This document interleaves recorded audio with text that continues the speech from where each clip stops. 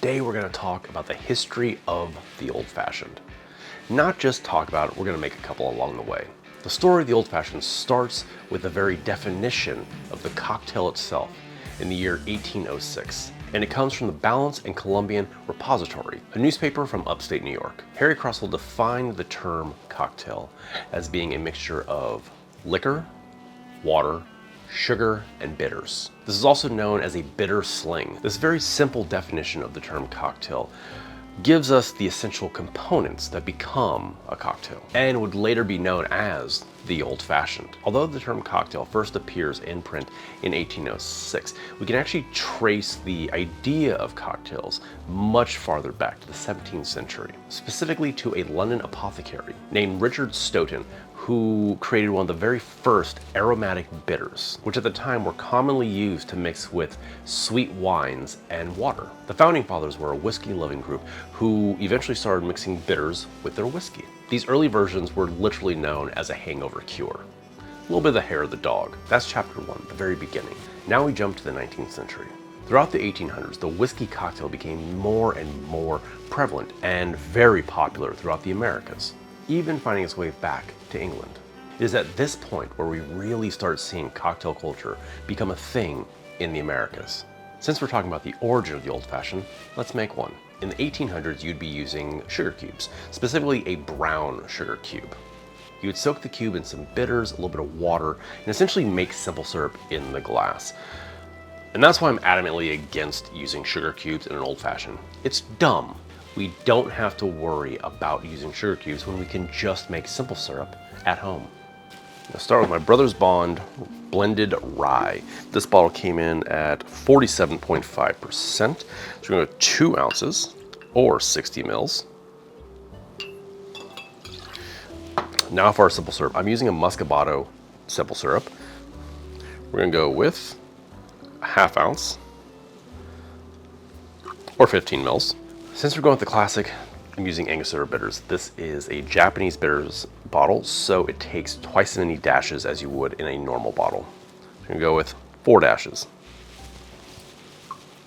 Got big cue eyes here. Drop that in. Now when you hold the side, once it starts getting a little frosty and cold, you're all done. There we are, the classic Old Fashioned. Now this is usually where you do a little orange twist and all that stuff, but I'm not going to do that. I'm going to use my essential oil, my essence of orange. Give 1 spritz from a distance and you're done. Cheers to the classic. You get that beautiful orange essence right at the top. Get that spice from the rye. Cheers.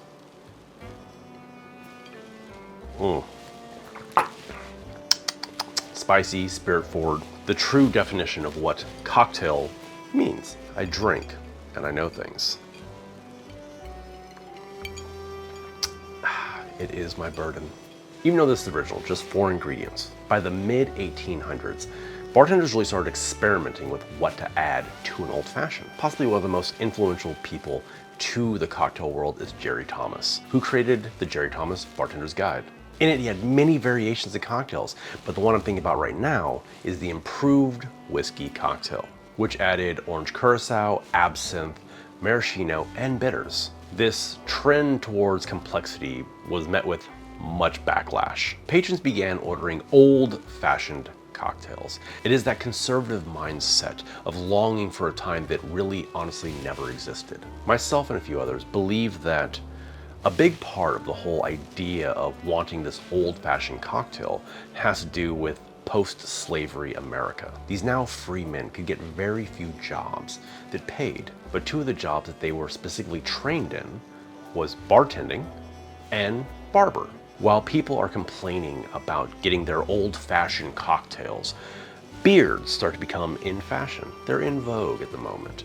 My theory is that you had these men who had no problem getting a haircut and a shave, ordering a cocktail from an enslaved man. But once he had to actually pay this person to do the job he was getting for free, then it became too much.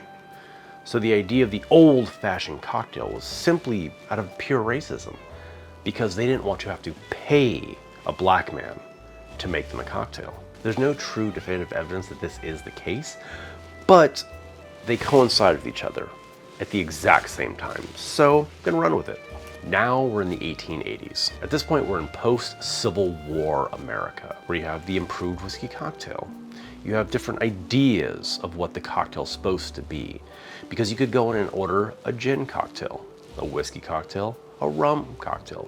It was all the same thing, just with a different spirit base. So thinking about the old-fashioned cocktail, I look at it less as a recipe and more of a formula, an equation. You've got 1.5 to 2 ounces of liquor.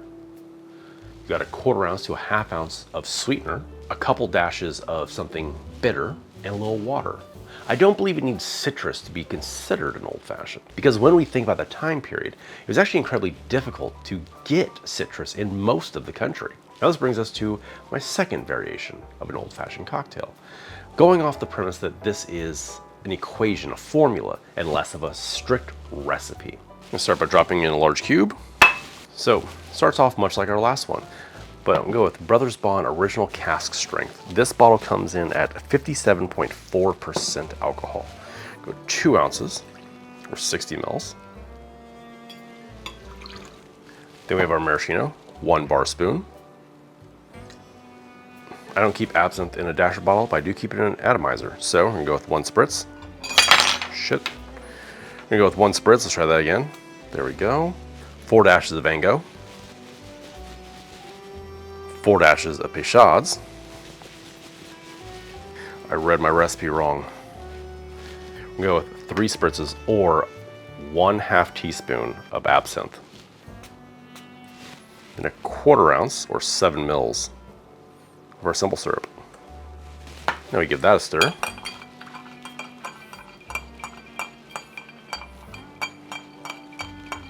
And that is our improved whiskey cocktail. Cheers to the improved whiskey cocktail and progress. Delicious. It is very much in the essence of the old-fashioned cocktail, while simultaneously being completely different. You get the anisey notes of the absinthe. You get a little bit more of those aromatic bitters from the Peychaud's. Sweetness from the maraschino. It's the same, but different. And now the funny thing about this cocktail versus the old-fashioned is the fact that this cocktail is actually older than the term old-fashioned cocktail.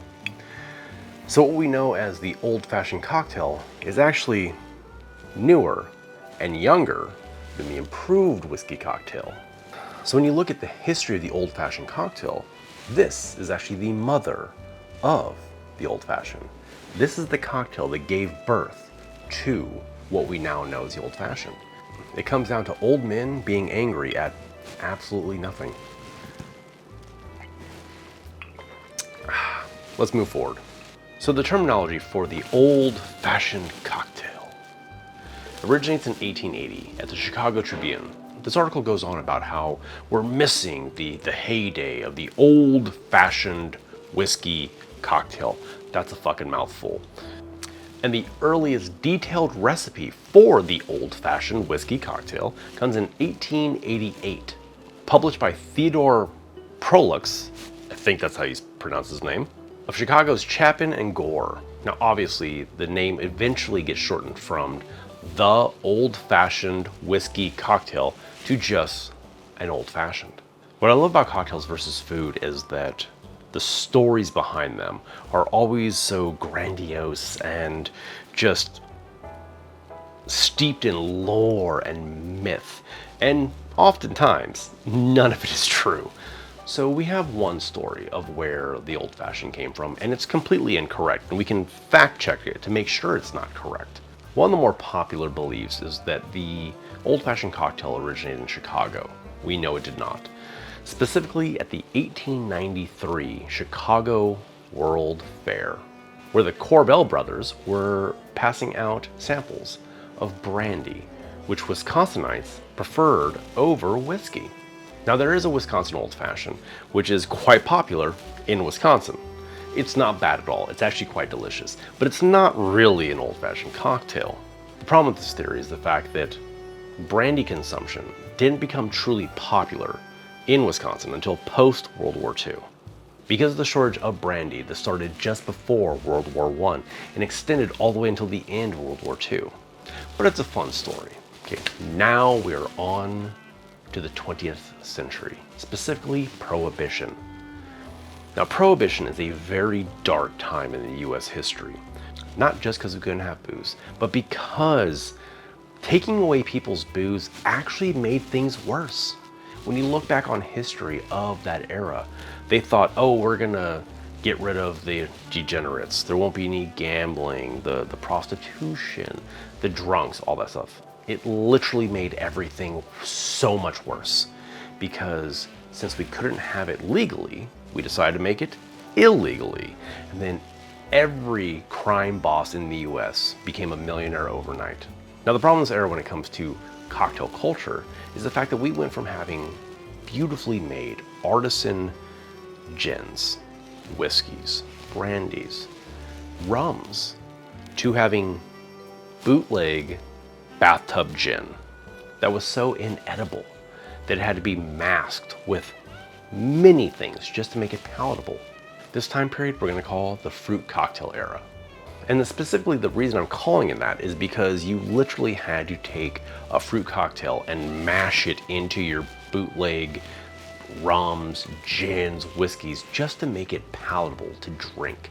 So people were literally taking this old-fashioned cocktail, but taking maraschino cherries, sometimes pineapple, apples, whatever you had readily available, and muddling it with the liquor in order to just make it palatable. Now, this really feels like where the Wisconsin Old Fashioned comes from, or if you watch Mad Men, the Don Draper version of the cocktail. We are literally taking a whole piece of fruit and muddling it to make your Old Fashioned. This fruit cocktail idea of an Old Fashioned became almost standard practice across the US post-Prohibition.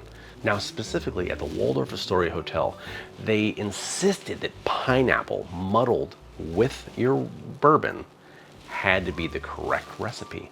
So their Old Fashioned was muddled pineapple, rye whiskey, bitters, sugar, and water. It doesn't sound terrible, but it's definitely not an Old Fashioned. This is also where we start getting the variations of how a Old Fashioned is traditionally garnished. Now, traditionally, it would have been a lemon peel, but then quickly changed post-Prohibition to an orange and a cherry.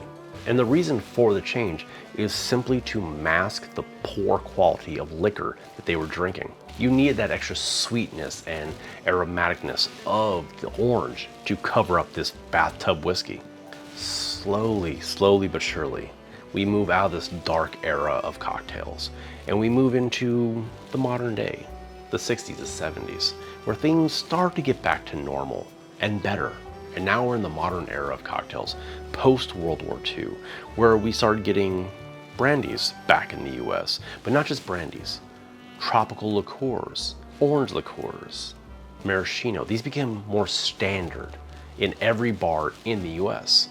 This era also brings the flashier, sweeter, more refined cocktails. Speaking of which, let's take the idea of the Old Fashioned and turn it into a modern take, while still being an Old Fashioned. So we're gonna make a tequila Old Fashioned. I'm gonna start with my big ice cube. Drop that in. This is my Libby Hickory glass, love the shape. For the tequila, Lalo. Oh, good cork.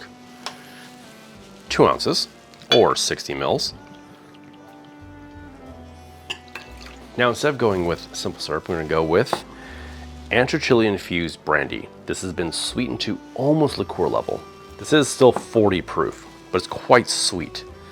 We're gonna go with ½ ounce, 15 mils. And for our bitters, we're gonna go with lime. Go with 4 dashes of lime bitters.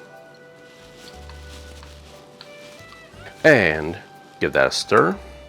We're gonna stir until the glass becomes cold in our hand. Between 30 and 40 rotations. The tequila Old Fashioned. Ooh, yeah. That beautiful Lalo tequila, a little bit of sweetness from that ancho. That lime comes through a lot. Cheers.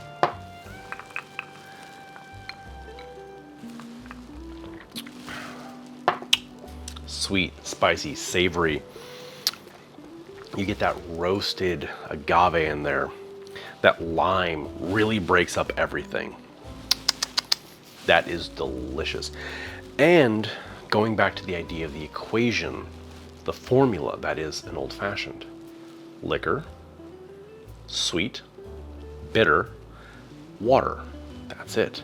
This is still very much an old fashioned, just if it had been invented in Mexico. Now, after the dark times of cocktails, we're now in the Renaissance period. The 1990s. There are three names that every cocktail historian and bar owner knows, and they are Julie Reiner, Del DeGroff, and Dick Bradsell. This trio truly reinvented what we know as cocktails, using fresh local ingredients, changing the entire landscape of what we know as cocktails in the early 90s. These three didn't just enjoy creating their own cocktails. They loved the knowledge. They were hungry for it. So they started rediscovering pre-Prohibition cocktails. These three took the idea of what a cocktail is. Again, liquor, sugar, bitter, water. That's it, 4 ingredients. And turned it on its head, swapping out simple syrup for something like agave or a liqueur, swapping out the bitters for a bitter amaro, adding fresh seasonal fruit purees. And this era truly brought some of the best variations of the old fashioned. The Oaxacan old fashioned using smoky mezcal, Benton's old fashioned using a bacon washed bourbon for the old fashioned. The Wisconsin old fashioned goes from being something we make fun of to being something delicious using Wisconsin brandy. Even gin and rum old fashions got their day in the light. According to Drinks International, the old fashioned right now is still one of the most popular cocktails ordered in the world, no matter where you're at. For 6 years straight, from 2019 till now, it went from being the old man drink to being a staple on every hip bar in the country. It's also become one of those cocktails that is represented in all media, movies, TV, YouTube, Instagram. Everyone wants to make an old fashioned. It's funny how we have all these different variations of the old fashioned, but currently the #1 ordered old fashioned in the country is just a classic old fashioned. Not the variation you make at your fancy bar. Not my variation I make, no. Just bourbon, sugar, bitters, water, orange peel, nothing else. Which means despite all of its evolution and variations, people still want that classic old fashioned. Now, the old fashioned is definitely not the world's first cocktail, but it is the world's first classic cocktail. And it represents what the definitive classic cocktail should be. Simplicity at its best, highlighting every ingredient so nothing gets muddled. I'm only 3 cocktails in. I think we could do a 4th.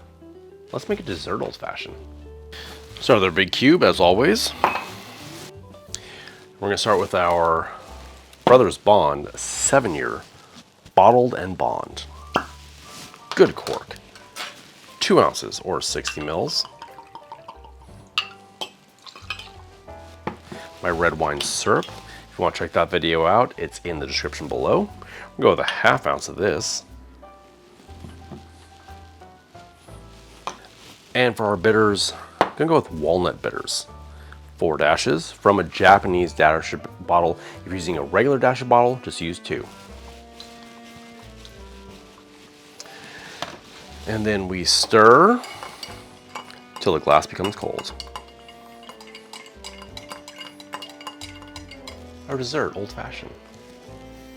Oh God, that black walnut bitters is amazing. It has such a incredible scent to it. You're getting all that spice from the 7-year bottle and bond, but you're also getting a lot of winter spice notes from the red wine syrup.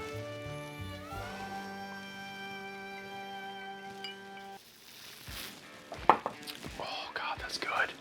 Oh yeah, that's dessert in a glass. Get another one of those. Chef's fucking kiss. Let's not insult it by calling it a timeless classic. That term is reserved for something dying in a museum. This right here in my hand is the mother of the cocktail revolution. And us, her legion of whiskey breath disciples, owe a debt to a bunch of ornery, stubborn old bastards who couldn't let the new be new. No fancy labels, just truth in a glass. If you've never had an old fashioned, now is the time. Go to your local haunt, ask for an old fashioned. If you're a tequila person, ask for tequila old fashioned. It works. Every time it works. Except for vodka. Vodka's fucking useless. In the words of Ron Swanson, vodka is for people on diets. If you're on a diet, stop drinking alcohol. I'm not on a diet. I'm in my prime. And that concludes today's lesson. I hope you learned something. I hope you have a new appreciation for the term old fashioned. It doesn't start or stop at just a single cocktail.